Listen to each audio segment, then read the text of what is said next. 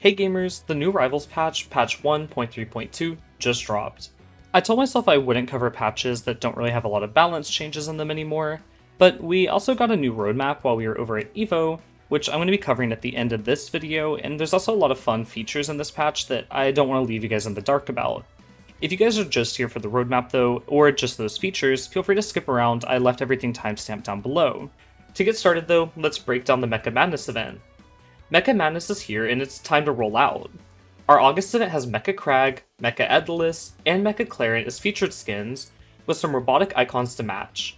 The new cosmetics are paired with 25,000 ether coins and 250 ether bucks. Our free track for August contains the Mecha Edalus emote, the Mecha Explosion Death Effect, the Mecha Platform, the Cybers Zetterburn icon, and the Cybers Zetterburn skin. Players equipping any event skins above, the Mecha Raster skin, the Ranger Claren skin, Ranger Fleet skin, or Dark Future Loxodon skin, will also receive 20% bonus XP on the event track. There are also new palettes for Dark Future Loxodon and Mecha Raster in the in-game shop. I'm going to be 100% honest, y'all, this is my favorite cosmetics bundle that we've had in a good minute. I think that the theming's really cool. My favorite anime is Evangelion. Don't leave a dislike. I know it's a red flag. I'm not a freak. I think it's cool. But I think that these skins overall are super neat, and also there's a palette for Edalus that we see in this trailer here that's not in game from what I've been told. So I imagine that all these skins are going to be getting updated palettes as they go, and if we want to scroll down a little bit, I'll share a little secret with y'all. I think these palettes are some of the coolest palettes they've added so far for the Mecha Loxodon and Mecha Raster. We'll loop back around to them. But I think there's a lot of potential whenever it comes to these skins and custom colors, which are coming in the future, which they showed, which I'll talk about at the end of this video. To move on, they say the next NA R2CS event, Supernova, and Collision are here. EVO is wrapped up, and we're moving from one massive event to another. Supernova in Chantilly, Virginia, August 7th to 10th, I probably butchered that word, I'm so sorry if you live there, has set the record for the largest Rivals of Aether 2 event with 587 entrants, competing for the crown this weekend. Last month, we revealed the Supernova Slam Dunk Rano palette, which is still available in the shop to rep the event. Pick up the colorful palette and rep the Supernova to show your support. So this is really cool. I can't imagine that anyone's going to be using this icon. It's not very personable, you know? But I think it's sick to see something like repping the tournament in-game, and I think it's a lot of fun. In addition to the Supernova Slam Dunk Rano, we're happy to announce a brand new Twitch drop icon to celebrate the world record being broken. Rivals of Aether 2 will be streaming on VG Bootcamp 3, House of 3K, on Sunday, August 9th. On Sunday, August 10th, our finals will be live on VG Bootcamp at 10 AM Eastern Time. Tune into any of these streams to make progress and unlock your drop. See the graphic below for more information. So here's your stream schedule. So Rivals will be on House of 3K, or House of 3000, for at least the first part of the day, 10 AM to 5 PM. And it'll be staggered with Ultimate as well. And then we're also going to be on, it looks like VG Bootcamp this morning. It's only a top 6. From what they've told us, which I'm going to be very real. I know that I should be thankful for any bracket representation that we get, but having the biggest Rivals 2 offline event ever only being represented by a top 6 on its finals day is kind of a bummer, you know? It's kind of weird to me where it's EVO gave us mainstream time on a pretty good time block. It wasn't on finals day, right? But we were a side game at EVO and we got an optimal time block on the mainstream for top 8. And we did not have a super huge bracket there. It was a few hundred people, right? But this bracket's larger and we're not even getting a full time block. I don't know, it's kind of a bummer. What more does Rivals have to do to prove it's a esport comparable to other plat fighters? I don't know. Moving on though, they say, coming up just 2 weeks after, on August 22nd to 24th, we have Collision 2025 in New Jersey. Collision is currently sitting at 117 entrants with 5 of the EVO top 8 ready for rematches. In order to celebrate, we've created the brand new Collision Zetterburn palette available in the in-game shop. I really like their color palette here. I think it's a nice palette. I'm not sure if I love it on Zetterburn. His hair looks kind of crazy, but I rock with it. If you buy either of these bundles but already own the base skins, you'll receive an Etherbucks refund to make it even just like our other bundles. Keep an eye out for more circuit palettes in the future as the Summer of Rivals 2 rolls on. This palette is free for all players attending their respective events, so if you're headed over to Collision, you'll get this one for free, and then I don't think they should the Supernova Rano, but he's been in the shop for a little bit, and he'll be free if you attend Supernova.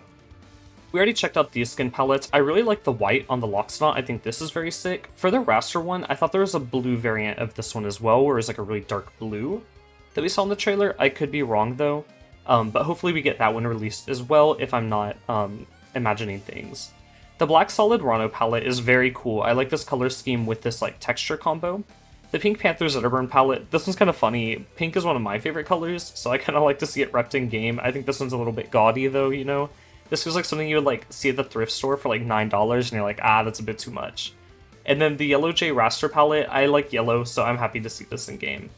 We got a few extra icons added, including some Creatures of Ether stuff, Fangirl Fleet, and then the mecha skins, which I think is super cool, as well as the plush pin Edalus icon, which I'm not sure why this wasn't in the game already, but it's cool to see. Our ranked shop update has Champion Fleet has been added to the ranked shop. This includes a skin, 2 emotes, and 2 icons for the Archer of Justice. I really like her emotes, I think they're really expressive, but this skin is really cool. We haven't really seen Fleet in this color palette yet, so this is something very new and very interesting. Next up, the big announcement is servers and lobbies. 8-player lobbies are here. Today's patch introduces 8-player lobbies with 1 to 6 spectators. This makes it easier than ever to stream tournaments or host larger play sessions with friends. There's still a max of 4 players to a match. So what this means is if I run a doubles tournament, right, which I've had a few people ask me to do, I could put 2 people in the lobby and then I could also spectate so it could be streamed, which is why we haven't had a doubles tournament in the server yet.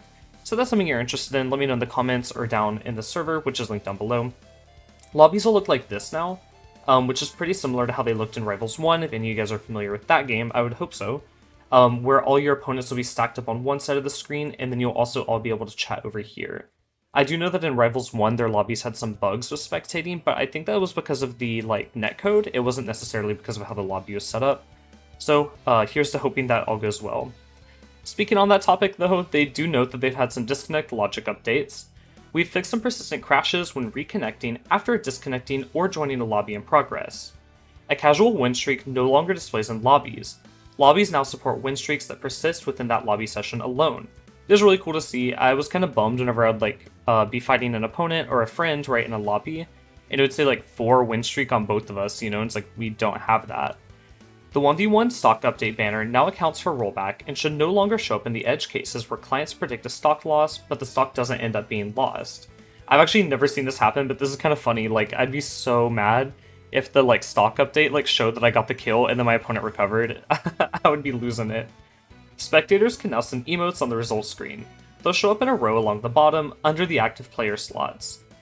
Improved teardown time of the character select screen, CSS. This should reduce the hitch when returning to the main menu from local or online play, especially on weaker hardware. I'm glad to see that they're increasing the support for weaker hardware, because I know that some people have been having trouble with it, especially on the menus and the character select screen. To be fair to the Ether team, right, each of these characters has a model, right, and they all load very smoothly and laglessly down here. So I feel like it's cool what they've done, but it definitely did need some work, so I'm excited to try this out on some lower end systems and see how it actually runs. With that being said, I also want to let you guys know there's currently some bugs with Crag, where if we watch here in Zeke's tweet, also go check out Coach Zeke, they're one of my favorite Rivals 2 streamers, incredible coach, but Crag's up throw does this now, which I don't think is intentional. I'm really hoping this gets hotfixed sometime today, because I've heard there's a few other characters, notably Fleet, and one other I believe that are not behaving as they should. And this isn't a small bug, right, where it's oh, Crag takes hit stun a little bit differently in against Clarin, right? It's a very niche bug. This is this applies to all of Crag's up throw, so Crag is going to be crazy to fight against right now. I just wanted to make sure y'all were aware, because that's a little bit scary. Now that we've checked this out though, I do want to go and check out the roadmap really quickly that the Ether team announced over at EVO.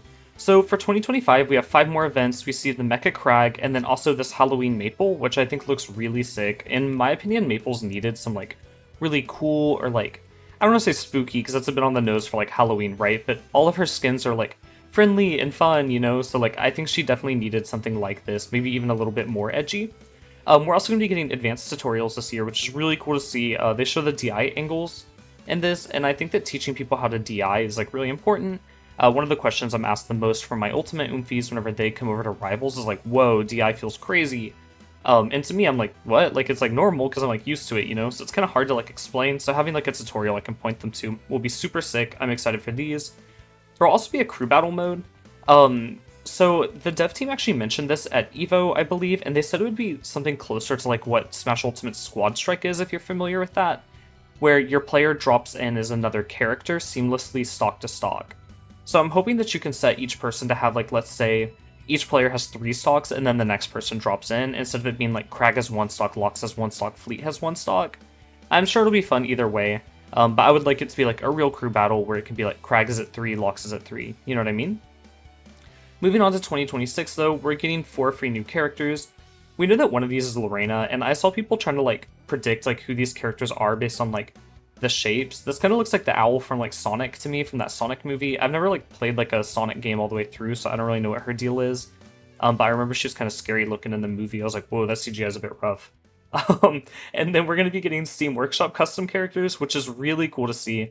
The Rivals dev team actually said that they licensed out like another team, and they've been working with them to get the DLC or the Workshop characters like early.